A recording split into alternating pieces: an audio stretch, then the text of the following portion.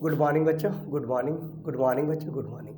बच्चों आप सबों का म्यूजिक मैथ में स्वागत है।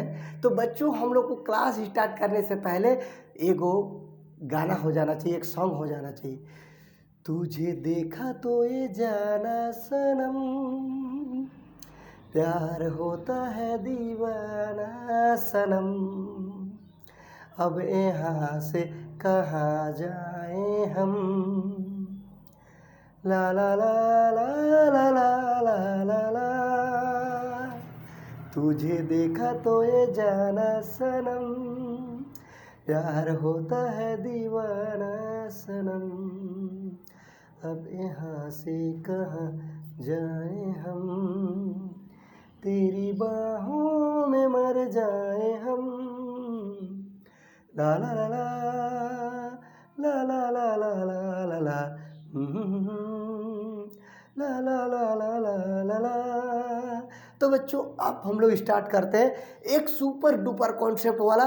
कोई भी चतुर्भुज में, कोई भी पॉलीगॉन में, कोई भी बहुभुज में आप विकर्णों की संख्या कैसे ज्ञात करेंगे, उसका एक सिंपल सा ट्रिक मैं आपको बता रहा हूँ कि किसी भी अगर आपके पास कोई क्वाड्रिलेटरल है कि कोई भी एक कोई भी एक आपके पास पॉलीगन है, उस पॉलीगन में अगर हमें फाइंड आउट करना है कि उसमें नंबर ऑफ डायगोनल्स कितने होंगे, तो उसका एक बहुत सिंपल सा एक फॉर्मूला मैं आपको बता रहा हूँ।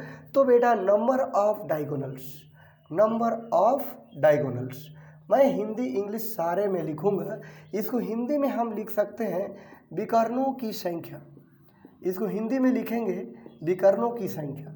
तो विकर्णों की संख्या का फॉर्मूला होता है सी। देखो बेटा, जब भी किसी पॉलीगन में कोई विकर्ण हम लोग खींचते हैं ना, कोई भी पॉलीगन में जब भी विकर्ण खींचते हैं तो विकर्ण खींचने के लिए हमें 2 पॉइंट की ज़रूरत होती है, इसीलिए यहाँ पे 2 बैठाएंगे। और माइनस क्या होगा, जितना मेरा यहाँ पे साइड होगा 1 2 3 4, जितना भी साइड होगा, इसमें तो 4 दिख रहे हैं, कोई ऐसे भी पॉलीगन होंगे जिसमें 5 होंगे, किसी में 3 होंगे, किसी में 10 होंगे, किसी में 20 होंगे। तो कोई भी पॉलीगन में ये जो एन है, एन रिप्रेजेंट कर रहा है नंबर ऑफ साइड को, एन रिप्रेजेंट कर रहा है किनको, नंबर ऑफ साइड्स को। तो विकर्णों की संख्या निकालने का फॉर्मूला बेटा ये होता है। अब यहाँ पे ये जो सी है, सी ऐसे एक्चुअल में सी फॉर कॉम्बिनेशन होती है, सी मीन्स कॉम्बिनेशन होती है। लेकिन काम कैसे करना है मैं आपको बता रहा हूँ।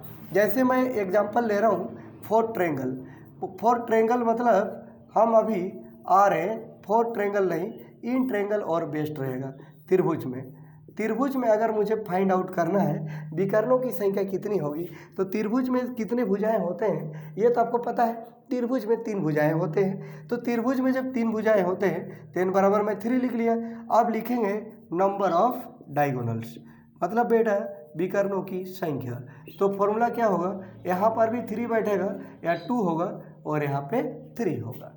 उसके बाद इसका कहानी देखिए, ऊपर जो 3 है उसको लिखना है, नीचे क्या करना है, नीचे जो नंबर दिख रहा है उसी को लिखना है।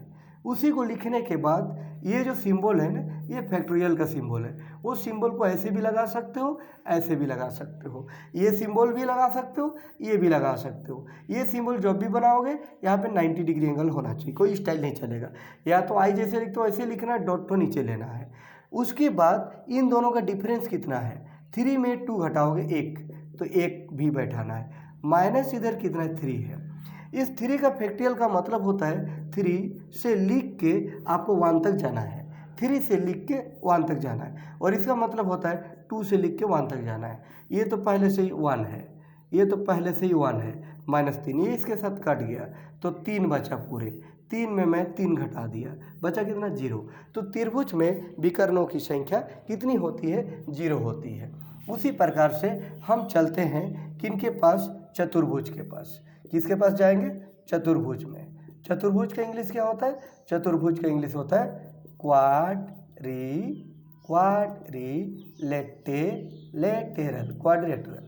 क्वाड्रिलेटरल में अगर हम देखेंगे तो एन वैल्यू कितना होगा, 4 होगा।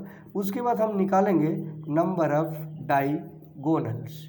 तो नंबर ऑफ बच्चों डायगोनल्स निकालने का फॉर्मूला होगा, एन के जगह 4 बैठाएंगे, 4 बैठाएंगे। ऊपर होगा 4 का फैक्टोरियल, नीचे होगा 2 का फैक्टोरियल। 4 में 2 घटाओगे 2 बचेगा। अब इसको देखो बच्चों, 4 3 2 1 2 1 इनके लिए, फिर इनके लिए इंटू 2 1 4, ये इसको काटेगा 2 2 ये कट गया, 3 और 2 को गुना करेंगे 6 माइनस 4 कितने आते हैं 2। आप बना भी चुके हैं कि चतुर्भुज में 2 विकर्ण होते हैं, त्रिभुज में कोई विकर्ण नहीं होती है। तो ये फॉर्मूला सिखाने का फ़ायदा क्या है कि अगर किसी बहुभुज में 10 भुजाएं हों तो विकर्णों की संख्या कैसे निकालेंगे। ठीक है, अगर मान लेते हैं कोई बहुभुज है, कोई मेरा पॉलीगन है, कोई मेरा पॉलीगन है और उस पॉलीगन में मेरा कितने हैं 10 साइड है, मतलब डेकाभुज हम मैं बोल सकता हूँ। तो अगर मेरे पास एक पॉलीगन है जिसमें भुजाओं की संख्या 10 है और हमें बताना है नंबर ऑफ डायगोनल्स कितने हैं, आप कर करके थक जाओगे, बहुत टाइम लग जाएगा, तब जाके आप बना पाओगे। लेकिन इस फॉर्मूला से हम लोग तुरंत आंसर देंगे कि नंबर ऑफ डायगोनल्स कितना आएगा। तो ऊपर 10 9 8 7 6 करेंगे 5 4 3 2 1, उसके बाद 2 है लिख दिए 2 को। 8 में अगर मैं 10 में 2 घटा दूँ तो 8 बचेगा, तो 8 को कैसे लिखेंगे 8 6 7 6 5 4 3 2 इंटू 1 माइनस 10। अब यहाँ पे कटेगा क्या 8 से लेके ये तो पूरे 8 से कैंसिल कर गया। कैंसिल करने के बाद मैं इसको भी काटूंगा 5 देगा, 9 5 गुना करेंगे तो मेरा 45 होगा, 45 में 10 घटाएंगे तो 35 विकर्ण होंगे। तो जब किसी बहुभुज के पास 10 साइड होगा तो विकर्णों की संख्या कितनी होगी 35 होगी। तो इस प्रकार से हम लोग विकर्णों की संख्या निकाल सकते हैं। ये एक मैंने आपको तरीका बताया। नेक्स्ट मैं एक तरीका आपको ये बता रहा हूँ कि अगर भाई मेरे पास कोई सर्कल है, एक सर्कल है और इस सर्कल पे बहुत सारे पॉइंट्स हैं यहाँ पे इंडिकेट किए हुए हैं। मान लो पॉइंट्स की जो संख्या है, वो पॉइंट्स की जो संख्या है, जो पॉइंट्स यहाँ पे इंडिकेट किए गए हैं, उन पॉइंट्स की संख्या कितनी है, मान लेते हैं पॉइंट्स की संख्या कितने हैं n है। अब 2 पॉइंट को जैसे मैं मिलाऊंगा ना, तो 2 पॉइंट को मिलाने से मेरा क्या बनेगा, 2 पॉइंट्स को मिलाने से जीवा बनेगा। तो ये जो जीवा बन रहा है, तो अगर किसी वृत्त के परिधि पर 20 10 15 ऐसे पॉइंट इंडिकेट हैं और हमें पूछेगा कि कितने जीवाएं खींची जा सकती है, तो नंबर ऑफ कोट्स, जीवाओं की संख्या, नंबर ऑफ कोट्स, जीवाओं को हम लोग क्या बोलेंगे कोट्स, जीवाओं की संख्या, जीवाओं की संख्या। तो जीवाओं की संख्या बराबर निकालने का फॉर्मूला होता है, कोई भी जीवा खींचने के लिए हमें 2 पॉइंट, देखिए अगर मान लो मैं एक जीवा से खींचूंगा तो यहाँ 1 पॉइंट और यहाँ 1 पॉइंट, हमें 2 पॉइंट की ज़रूरत होती है। तो नंबर ऑफ कोट्स जब भी निकालना है तो उसका फॉर्मूला होगा NC माइनस। अब ये सब जो मैं बता रहा हूँ आपको, ये सब बड़े बड़े कंपटीशन में आने वाले क्वेश्चन हैं, SSC में भी ये सब क्वेश्चन आते हैं। जैसे मान लेते हैं एक वृत्त है और एक वृत्त में यहाँ पे 21 गो पॉइंट दिए हुए हैं, 21 पॉइंट है, मतलब n वैल्यू 21 है। अब हमें बताना है नंबर ऑफ कोट्स कितना होगा, नंबर ऑफ कोट्स कितना होगा, कितने हैं 21 हम लोगों के पॉइंट्स हैं, नंबर ऑफ कोट्स कितना होगा। तो यहाँ पे 21 और यहाँ 2 लिखेंगे, तो ऊपर होगा 21 का फैक्टरियल, नीचे होगा 2 का फैक्टरियल, और 21 में 2 घटाएंगे तो 19 का फैक्टरियल। बच्चों इसको क्या करना पड़ता है, 21 से लिख के 1 जाना पड़ता है और इसको 19 से लिख के 1 जाना पड़ेगा। तो 21 से लिख के जब 1 जाएंगे, 19 से लिख के 1 जाएंगे, इसका मतलब 19 से 1 तक और ऊपर का भी 19 से 1 तक पूरे कट जाएगा।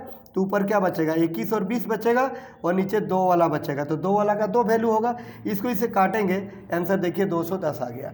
तो आप 30 सेकंड में सॉल्यूशन कर सकते हो अगर आपको कॉन्सेप्ट बहुत अच्छा है। तो कॉन्सेप्ट अगर बहुत अच्छा है तो आप 30 सेकंड में कैलकुलेट कर सकते हैं। मान लेते हैं कि एक वृत्त में 50 बिंदुएं दिए हुए हैं, एक वृत्त के परिधि पर 50 पॉइंट्स हैं, कितने जीवाएं खींची जा सकती है। तो निकालने का फॉर्मूला तो यही होता है NC2। अब ऊपर लिखेंगे हम लोग 50 का फैक्टरियल, नीचे लिखेंगे 2 का फैक्टरियल, 50 में 2 घटाएंगे तो 48 बचेगा। अब क्या हो गया 48 से 1 तक कट गया, नीचे 48 से 1 तक कट गया, तो 50 और 49 बचा, नीचे हम लोग का 2 बचा, इसको इससे कैंसिल कर देंगे 25 होगा। तो 25 और 49 को गुना करने से जो आएगा वही हम लोग आंसर होगा। तो बच्चों number of quotes and number of diagonals निकालना बहुत आसान है। प्रेम से आप लोग लगे रहिए, प्रेम से पढ़िए, प्रेम से बनाइए। चलिए बच्चों, जय हिंद बच्चों, जय हिंद।